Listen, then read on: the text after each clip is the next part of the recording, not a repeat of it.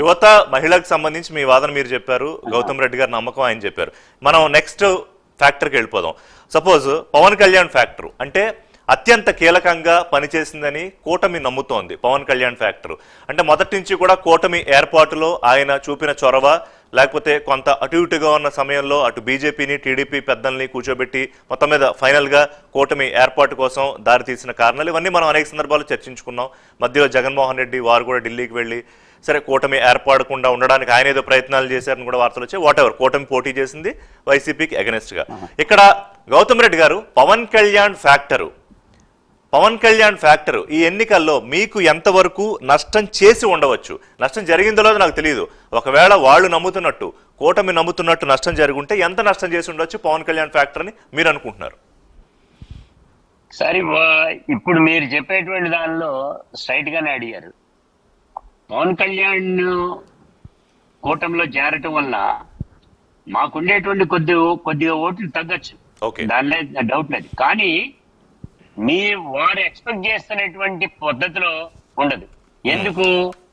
ఒకవేళ కుల వ్యవస్థే గనక పెంచి పోషించేటువంటి పద్ధతిలో పవన్ కళ్యాణ్ వైపే గనక ఉన్నారు అని గనక మీరు అనుకుంటే, ఆ కుల వ్యవస్థకి సంబంధించి అంటే ఆ రకంగా నేను ఎప్పుడు ఆలోచించినా, మీరు చెప్తున్నారు కాబట్టి చెప్తున్నా, వైసీపీలో పోటీ చేసినటువంటి వాళ్ళు కూడా వాళ్ళ తరఫునటువంటి ఆ క్యాస్ట్ సంబంధించినటువంటి వాళ్ళు కూడా ఉంటారు. అటువంటిప్పుడు కులాన్ని ప్రేరేపించేటువంటి పద్ధతిలో కనుక ఉంటే ఆ ఓటింగ్ ఆ పద్ధతిలో వీళ్ళ వైసీపీ కూడా పడుతుంది కదండి, పడకుండా మాంది కదా. కానీ మోర్ పుల్ ట్రాక్షన్ ఎటుందని కదా, అది కదా కీలకం అవుతుంది ఫ్యాక్టర్. మేబీ వెళ్ళొచ్చండి, తప్పే, నేనేం కాదంట్లా. కానీ ఆ ఓట్ బ్యాంక్ వాళ్ళు చీలకుండా చేయడానికి పవన్ కళ్యాణ్ గారు తీసుకున్న నిర్ణయం ప్రకారంగా కొంత ఓట్ బ్యాంక్ వెళ్ళొచ్చు. కానీ వారు టీడీపీ వారు కానీ కూటమి వారు కానీ ఎక్స్పెక్ట్ చేసినటువంటి తరహాలో వస్తుందనేటువంటి మాత్రం నేను అనుకోవట్లా. ఎందుకంటే సామాన్య మానవుడు థింకింగ్ వేరుగా ఉంటుంది సార్. కులాలుగా లేకపోతే ఒక నాయకుడు ఏదో చెప్పాడు కదా, ఆ నాయకుడిని చెప్పిన బేస్ చేసుకుని మనం వేసేయాలి కదా అంటే అది అవ్వదు సార్. ఈ రాష్ట్రంలో మాత్రం అది జరిగే పని కాదు. కానీ కొంత ఫ్యాక్టర్ పనిచేస్తుంది, పూర్తిగా కాదు కానీ కొంత చేయగలుగుతుంది. ఇప్పుడు జగన్మోహన్ రెడ్డి కాబట్టి రెడ్లందరూ వైసీపీకి వేసేస్తారనుకుంటే తప్పది. పర్సంటేజ్ అంటే వేసినా కూడా కాదు వేసినా కూడా పర్సంటేజ్ ఇప్పుడు కాదు. ఆంధ్రప్రదేశ్ లో రెడ్ల ఓట్ల పర్సంటేజ్ ఎంత ఉంది, కమ్మ ఓట్ల పర్సంటేజ్ ఎంత ఉంది, కాపులు అలాగే బీసీలు అందరికన్నా ఎక్కువగా ఉన్న బీసీలు సరే వాళ్ళకన్నా కొంచెం పైన ఉన్న కాపుల ఓట్ల పర్సంటేజ్ ఎంత ఉంది. ఇలా మాట్లాడుకుంటే ఈ ఫ్యాక్టర్ ఎంతవరకు పుల్ చేసింది అనేది మాత్రమే నేను మాట్లాడుతున్నాను. ఎందుకంటే శ్రీనివాస్ గారు 2014లో క్లియర్గా కాపులు టీడీపీ వైపు ఉన్నారనేది మనకు అప్పుడు రిజల్ట్స్ ద్వారా అనాలిసిస్ ద్వారా అర్థమైంది. 2019లో కాపులు వైసీపీ జనసేన టీడీపీల మధ్య క్లియర్గా చీలిపోయారు. సో దాని రిజల్ట్ ఏంటో కూడా అప్పుడు మనకి కనిపించింది.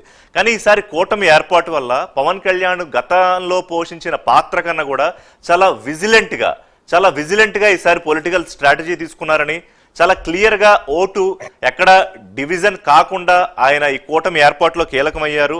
అలాగే ఓట్ పర్సంటేజ్ కూడా పెంచుకున్నారు. కాబట్టి అది ఎంత ఫ్యాక్టర్ చూపించి ఉండొచ్చు అనేది ఇప్పుడు నా లెక్క.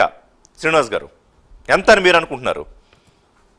సరే, మేమేమనుకుంటున్నామంటే పెద్దలు సీనియర్ నాయకుడు గౌతమ్ రెడ్డి గారు ఏదో కులాల గురించి చెప్తా ఉన్నారు. పవన్ కళ్యాణ్ గారు అనే వ్యక్తి ఈ రోజున కులాలు కదండి, యువత భవిష్యత్తు. ఈ రోజున వైఎస్ఆర్సీపీ పార్టీ వాళ్ళు పింఛన్లు ఇచ్చాం అంటే మహిళలకు అది ఇచ్చాం ఇది ఇచ్చామని చెప్తా ఉన్నారు. కానీ వాళ్ళు ఏమంటున్నారంటే ఆ మహిళల లబ్ధిదారులు కూడా మా బిడ్డల భవిష్యత్తు ఏంది రేపొద్దున, ఇలా ఇచ్చి మనల్ని సోమరులు చేస్తే మన పరిస్థితి ఏంది, డెవలప్మెంట్ కూడా ఉండాలి, సంక్షేమమే కాదు అభివృద్ధి కావాలి అనే తపంతో ఈ రోజున ఆంధ్ర రాష్ట్రం అంతా ఒక ఏకతాటి మీదకి వచ్చింది. ఇదైతే ఫ్యాక్ట్. దీన్ని దృష్టిలో పెట్టుకొని మేము చెప్తా ఉన్నాం. ఇక్కడ 2014 నేను కాపులంతా కూడా కూటమికి ఆ రోజున టీడీపీ సపోర్ట్ చేస్తే కాపులంతా 20% ఉండాలి. అంతేగాని ఇక్కడ ఎవరి పార్టీలు అంటే కాపులు అనే వాళ్ళు మొదటి నుంచి కూడా అంటే మా చిన్నతనం నుంచి చూస్తున్నాం కాంగ్రెస్ పార్టీతోనే ఉంటారు మొదటి నుంచి కూడా. అది కొద్దిగా పవన్ కళ్యాణ్ గారు చెప్పారు ఇంక్లినేషన్ గురించి మాట్లాడుకుంటున్నాం అంతే. అంతేగాని ఇప్పుడు మనం దాని గురించి మనం అంటే యువత, ప్రత్యేకంగా యువత, అలాగే ఒక ఏదైతే లబ్ధాలు వీరు సంక్షేమం ఇస్తున్నాం మాకు వచ్చేస్తుంది అని చెప్పి అనుకునే వాళ్ళు కూడా వాళ్ళ బిడ్డల భవిష్యత్తు ఏంటి, మా బిడ్డల భవిష్యత్తు ఏంటి అని ఆలోచనతో ఉన్నారు. అందుకే ఈసారి వన్ సైడ్ జరిగిందండి. పవన్ కళ్యాణ్ గారు ఏదైతే నిజాయితీ నిలబడ్డారో దాన్ని అందరూ కూడా చూస్తా ఉన్నారు, ఆంధ్ర రాష్ట్రం అంతా కూడా. ఇక్కడ సీట్లు ముఖ్యం, మనం అన్ని ప్రతి దాంట్లో కూడా పవన్ కళ్యాణ్ గారు తగ్గి మన రాష్ట్రాన్ని మొదలు పెట్టాలి, ప్రజల్ని మనం మొదలు పెట్టాలి, మంచి అభివృద్ధిగా మనం చెల్లాలి, ఆంధ్ర రాష్ట్రం వాళ్ళ భవిష్యత్తు బాగుండాలి అనే ఉద్దేశంతో చేసిన ఈ కూటమి. అంతేగాని ఇప్పుడు వీరు ఏదంటారు పెత్తందారులు, పేదలు, ఈ అసలు ఎన్ని మాటలు కరెక్ట్ గా, అంటే ఆయన క్లియర్ గా అలాంటి మాటలు కాదు. ఆయన మెన్షన్ కూడా చేశారు. అంటే ఎందుకు 21 సీట్లకే పరిమితం అవడానికి గల కారణాలు చెప్తూ, ఎందుకు ఒక మెట్టు వెనక్కి తగ్గాలో కారణాలు చెప్తూ, ఎంత స్ట్రైక్ రేట్ టార్గెట్ చేసి వెళ్తున్నాం అనేది కూడా చెప్పారు. మరి దాన్ని ఎంతవరకు అర్థం చేసుకున్నారు అనుకుంటున్నారు విద్యాసాగర్ గారు? దాన్ని ఎంత పుల్ వచ్చి ఉండొచ్చు అనుకుంటున్నారు విద్యాసాగర్ గారు కూటమికి? ఎవరికి, వైసీపీ వాళ్ళకి అంటారా? కాదు, కూటమి వైపు పవన్ కళ్యాణ్ ఫ్యాక్టరు ఎంత ప్రభావితం చేసి ఉండవచ్చు అంటున్నాను సార్. రాయలసీమలో మొత్తం టోటల్ గా మాకు సంబంధించిన ఓటు ఏదైతే ఉందో, అంటే దాదాపు రాష్ట్రంలో శ్రీకాకుళం నుంచి తూర్పు కాపు, తూర్పు, ఒంటరి, తెలగ, కాపు, బలిజ, ఈ క్యాస్ట్ ఏదైతే ఉందో 96 లక్షల ఓట్లు అండి. 96 లక్షల ఓట్లలో ఉంటే పోల్ పర్సెంటేజ్ ఒకవేళ మనము యాజ్ ఇట్ ఈజ్ 80% గా తీసుకున్నా, 83% తీసుకున్నా, 83% లో ఆ 83% లో మళ్ళీ 90% పడి ఉంటుందండి వన్ సైడ్.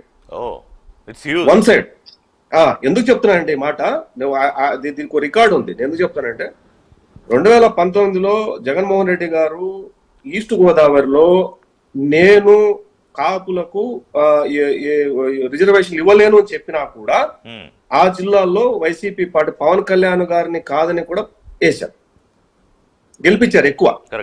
కానీ ఆ పెట్టిన నమ్మకం, కాపుల మీద పెట్టిన నమ్మకం ఏది, కాపులు జగన్మోహన్ రెడ్డి మీద పెట్టిన నమ్మకం ఫెయిల్యూర్. ఆ ఫెయిల్యూర్ మీద ఇక్కడ ఇందాక మనము కులాలు, పోలరైజేషన్, యువత గురించి మాట్లాడడం ఒక ఫ్యాక్టర్ అయితే, అన్నిటికంటే ముఖ్యమైన ఫ్యాక్టర్ ఏంటంటే మోసం. అంటే ఏ కులాలైతే దగా పడినాయో ఆ కులంలో మొట్టమొదటి స్థానం వచ్చేది కాపు కులం. కాపు, ఒంటరి, తెలగ, తూర్పు అండ్ బలిజ క్యాస్ట్, ఇవి దగా పడినటువంటి కులం. మెయిన్ గా మేజర్ కులం, 22% స్టేక్ ఉన్నటువంటి కులం. నెంబర్ 2 ఇష్యూ ఏంటంటే కాపు, ఇప్పుడు నేను చెప్పాను కదంటే కాపు మహిళలందరికీ డబ్బులు ఇస్తారన్నారు. కాపు మహిళలు ఎంతమంది ఉండొచ్చండి? 96 లక్షలు ఎంతమంది ఉంటారండి? అట్లీస్ట్ 40 లక్షలు, 30 లక్షలు, ఆ ఫ్యాక్టర్ లో 10 లక్షల మంది ఉంటారు కదా. ఎక్కడిచ్చారంటే లేదు.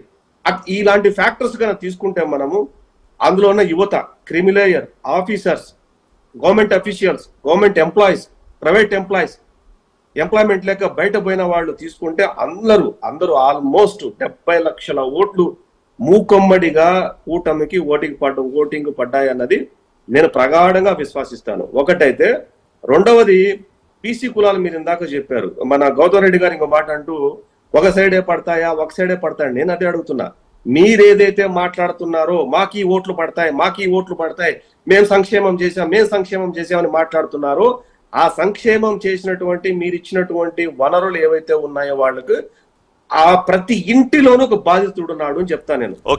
ఏ రకంగా అంటే కాపు కులం బాధితుడు కావచ్చు, బీసీ కులాలు బాధితుడు కావచ్చు, నిరుద్యోగ బాధ్యత కావచ్చు, సెల్ఫ్ ఎంప్లాయ్మెంట్ బాధితులు కావచ్చు, లేకపోతే ప్రైవేటైజేషన్ లో ఉద్యోగస్తులు కావచ్చు.